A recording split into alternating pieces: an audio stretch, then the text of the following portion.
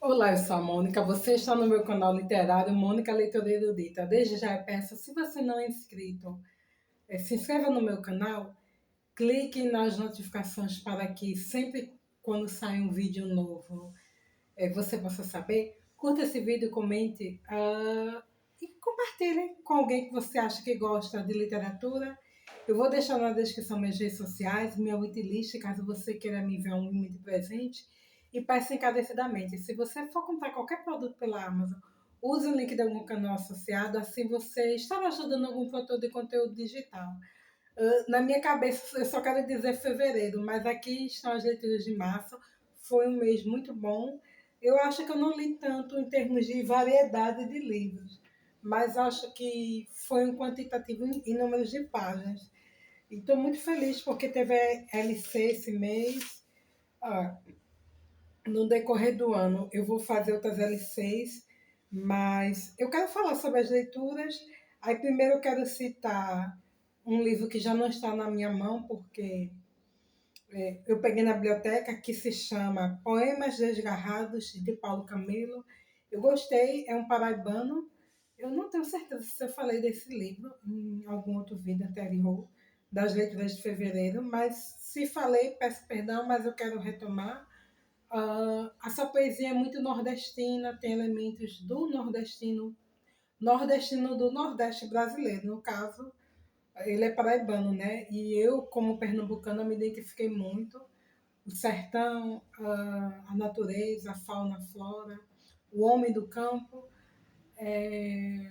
também a questão do romantismo.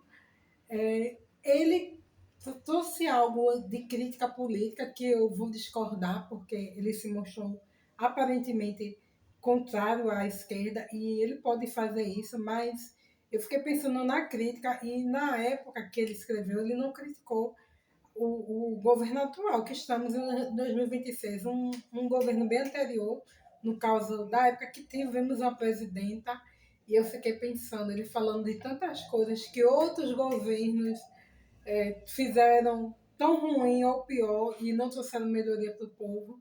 Então acho meio hipocrisia isso, mas tudo bem, o poeta tem direito de expressar-se. Um ponto bem legal que eu achei que teve na obra foi ele trazer poesias que traziam à memória o período da pandemia. E ele louva Recife e Olinda. Aí, vou passar pano pro poeta. Super curti, amei. O restante, os livros estão aqui. E aí eu quero falar desse quadrinho que eu peguei na biblioteca, eu vou devolver hoje, A Magia dos Quadrinhos, de Rostando Paraíso. Foi um jornalista, não sei se ele é vivo ainda, aqui do circuito de Pernambuco, de jornais, e ele fez isso aqui contando a história de quadrinhos, desde quadrinhos de 1800 e tarará, até quadrinhos mais contemporâneos. Ele fala de. Ele fala de coisas bem particulares e traz curiosidades, como essa imagem aqui, que no caso foi trazida para o Brasil através de Lobato, e aí a gente percebe que não, o desenho não foi necessariamente original de Lobato, né? Ele trouxe de algo que ele já tinha pego lá fora. Ele falou de Flash Gordon. Quando eu falo com pessoas amantes de quadrinho, pessoas da minha geração, mais para trás de 40, 50 anos, elas fazem menção a Flash Gordon. Então eu gostei, porque Flash Gordon é bem anterior à infância dessas pessoas. E essas pessoas viveram esse referencial de Flash Gordon, mas que era bem anterior a elas. Como eu, quando menina, antes dos meus 10 anos, que eu vi desenhos na TV da década de 70, 60, que, principalmente 70, 80, que já tinham muito tempo de duração. Gostei da menção a Príncipe Valente, e aquele também fala sobre a censura nos quadrinhos, e às vezes uma censura simples, que só refletem o Príncipe Valente. que reflete só, não é uma censura tão ferrenha no sentido político, mas mais uma crítica, uma censura da época, por exemplo, do escape moral. Um quadrinho que veio de lá fora, que a personagem ela estava com a roupa mais sensual, quando chegou no Brasil foi vestido, né? Quadrinhos sensacionais, super recomendo. Acho que é legal porque ele traz coisas que a gente conhece, coisa que eu nunca ouvi falar, traz a Turma do Pato Donald, traz o cinema, esse cinema que papai, que vivencia o humano misturando com quadrinho. Super recomendo. É uma leitura que vale a pena para quem gosta de quadrinho como eu e até para quem não gosta. Aí queria falar de Terra dos Homens, de Antônio Santos Exupéry, o autor, né, do Pequeno Príncipe, e ele não só escreveu o livro Infanto Juvenil, aclamado, conhecido, mas ele escreveu essa obra que é adulta. Eu até gravei um trecho de livro, e aqui o personagem é uma edição bilíngue, tá? Português e francês, é um livro fino, e aqui a gente vai ver o personagem contando que ele está no deserto perdido, parecido com a história do Pequeno Príncipe, só que aqui é uma narrativa adulta. Ele vai falar de Prevost, que é um outro aviador que também está na mesma situação com ele. Eles estão juntos no deserto, e aí ele fala sobre a tentativa de sobrevivência, de conseguir alimentos, água, um resgate, equipamentos quebrados, mas ele traz reflexões sobre a vida adulta e a época, a questão do desenvolvimento. Inclusive, o trecho de livro que eu gravei fala sobre isso, ao gato. Agora, me disse, a gente tem gato? Me disse se o vizinho tem gato.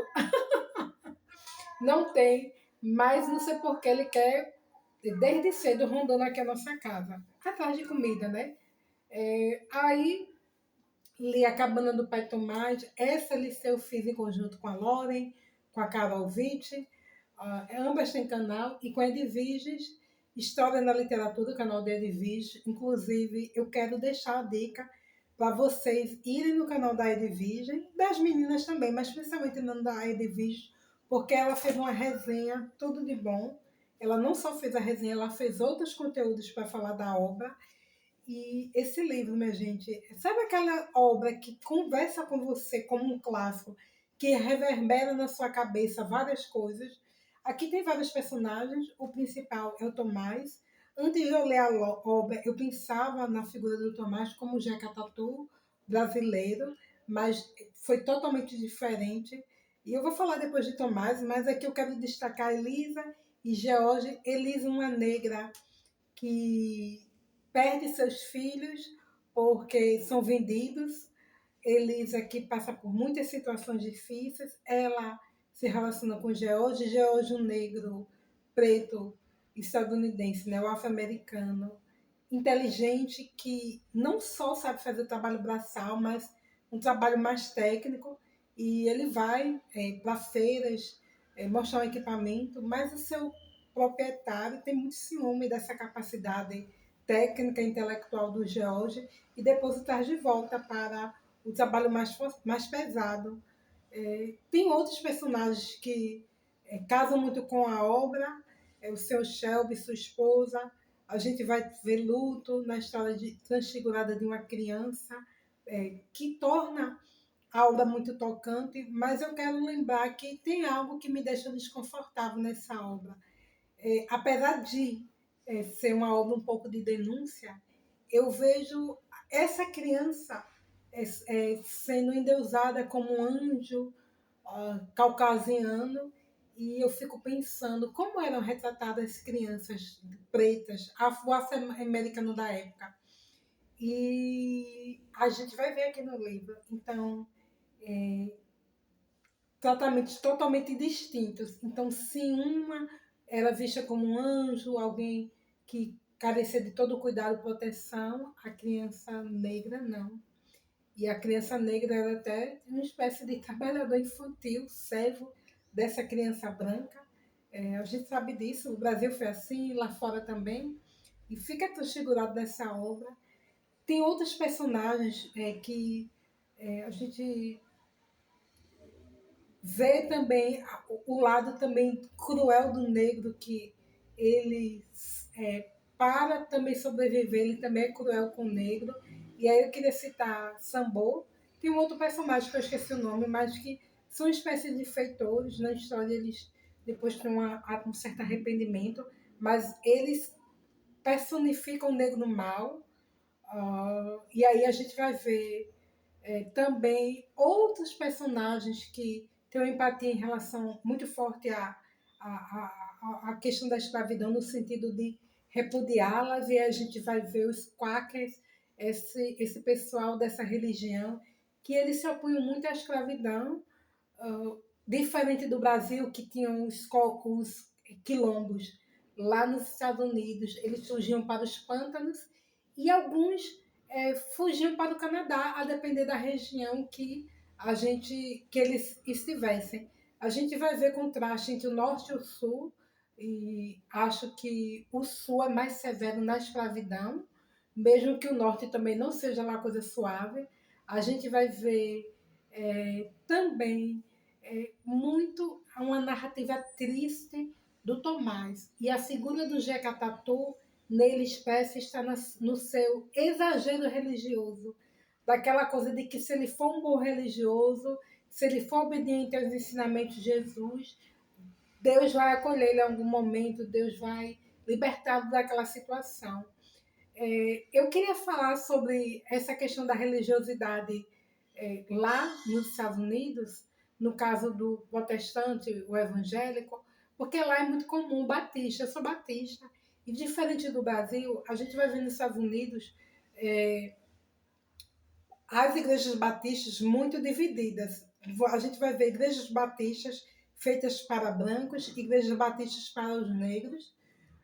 O batista de lá é muito parecido com o católico daqui, pois ele vive uma vida mais ou menos parecida com a vida secular, não é uma vida tão religiosa, e diferente do Brasil, da realidade brasileira, o batista estadunidense ele consome bebida alcoólica. Nem é bom citar isso, porque fica parecendo que eu estou criticando os batistas de lá, mas é uma realidade, muitos não sabem. Então, você não consegue comparar, no sentido de igualitar, o batista brasileiro com o batista estadunidense. O batista estadunidense é totalmente diferente, ele é mais liberal, por isso que eu acho que ele se parece um pouco com o católico. E o batista das igrejas pretas tem muito um viés de político, né? Então, os sindicatos foram feitos ali. Aí a gente vai ver pessoas como Martin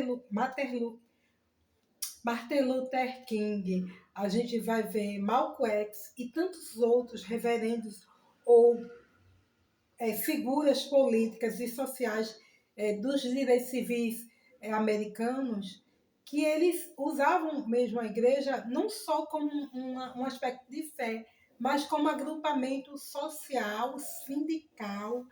Acho interessante essa coisa do negro americano, de no domingo ele querer vestir a melhor roupa, o melhor sapato, o chapéu, porque eram coisas que lhes eram negadas no dia a dia de trabalho, então naquele dia era o dia D para ele levantar a autoestima dele. E o Tomás, eu acho que ele tem um lado mesmo de herói, no sentido de mostrar o sofrimento, mas também a ingenuidade, a doçura, a leveza. Tem outros personagens muito bons, mas especificamente eu queria citar esses. Acho que é um livro que a gente fica pensando sobre várias coisas, sobre várias narrativas. Super recomendo. E não esqueçam de passar no canal da Edviges, porque de fato ela fez uma resenha muito boa. Inclusive ela fez shorts ou vídeos mais curtos falando também sobre o negro caricato. E ali ela vai falar de figuras que eram usadas em espetáculos tipo circense, a figura da Mami que ela cita, e aí ela fala de O Vento Levou, que a gente vai ver, que era aqui, se fosse a realidade do Brasil, a Mãe Preta, né? Então, super recomendo, e super recomendo essa leitura, que a gente possa, dentro da nossa disponibilidade de acesso e interesse, ler também literatura preta sem ser no período do novembro do mês da consciência negra. Lembrando que a autora, ela não é uma mulher negra, ela é uma mulher branca, filha de reverendo, casada com professor, reverendo, ela escreveu muita coisa também. Esse foi o livro mais aclamado, mas foi importante. É uma ficção que traz muito pensar sobre a não ficção. A obra, ela tem umas falhas e esse exagero religioso, como compensação ou como maneira de salvação ou explicação, ou até mesmo um pouco de justificar a escravidão, a gente entende que foi uma outra época, né? Não vamos ser tão cruéis nesse entendimento. Mas, assim, super recomendo e quero ler mais esse ano literatura preta.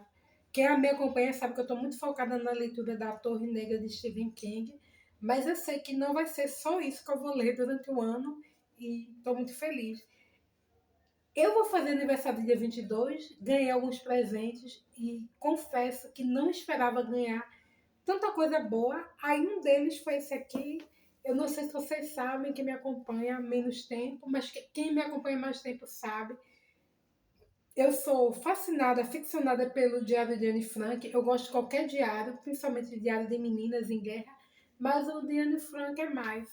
E aí eu ganhei esse aqui, estava na minha wishlist, e aqui é uma versão infantil mesmo, para contar a história. Aqui é para uma criança que está na primeira infância mesmo, naquela.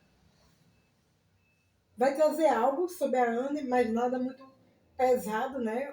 O diário em si é pesado. E super recomendo. Aqui seria um livro que a gente recomendaria para aquela criança menorzinha, de 2 anos, mesmo que não leia, mas ela não faça leitura da escrita, mas consegue ler a leitura da história, do visual. E para uma criança que está começando a ser alfabetizada, eu não sei quem me deu, eu não tinha recadinho. Quem me deu, muito obrigada, amei, amei. E deixa um recado aí para saber quem foi que me deu, tá bom? E para finalizar, eu não terminei, mas sigo aqui a leitura de Norte e Sul. Fiquem atentos, porque quero agora me dedicar muito a essa leitura. E aqui a gente vai ver a Margaret saindo de uma Londres com seu pai e sua mãe, o pai que era reverendo, presbítero no local, e ele tem que se mudar de região. Com isso, ele perde muito a questão financeira, o conforto que ele tinha como sacerdote no lugar de ter uma casa, uma renda fixa, e ele vai para uma parte mais industrial, tá bom? E aí é que a história vai pegar um ponto muito bom. A gente vai ver Margarete e o Sr. Thornton protagonizando, e tô animada e quero muito ler esse livro, esse calhamaço que demonstra ser um grande livro, e apesar de ter um lado romântico, mas não é o mais forte. Eu confesso que eu estou achando a leitura, apesar de eu ter avançado pouco, a escrita muito fluida da Gardel. Eu não sei quem já leu a obra, se teve essa mesma impressão, mas é essa que eu tenho. Quem quiser comentar no vídeo, fica à vontade. Gratidão e até a próxima. Tchau, pessoal!